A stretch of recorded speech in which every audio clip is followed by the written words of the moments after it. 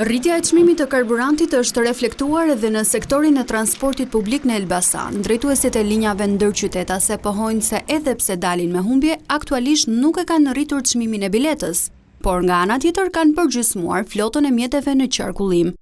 Ata thonë se janë në pritje të stabilizimit të situatës në tregjet ndërkombëtare dhe të masave të tjera që mund të marrë qeveria për të zbutur krizën. Deri në këtë moment nuk kemi pas lloj ndryshimi.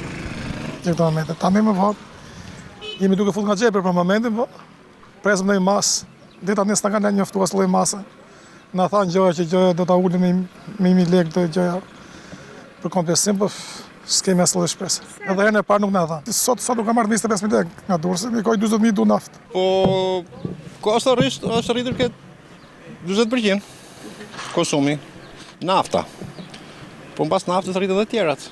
Goma, vaj, gjitha shërbimet. Po vaj nafta 3.000 lekë do të detyrohemi edhe ne që të përballojmë shpenzimet. Të ekspozuar ndaj rritjes së çmimeve të produkteve ushqimore dhe frikës se e njëjta gjë do të ndodhë edhe me biletat e udhëtimit, qytetarët kërkojnë mbështetje nga autoritetet. Veçanërisht pensionistët thonë se ndihen të pambrojtur. Nuk e përballojnë dot. E kundra është po s'ke çfarë të bëj me keqja ime. Po hecim në kon. Jemi larg. Jam nga Gramshi, fshatrat e Gramshit. Kështu që çmimet janë bërë në qiell, jemi pensionista.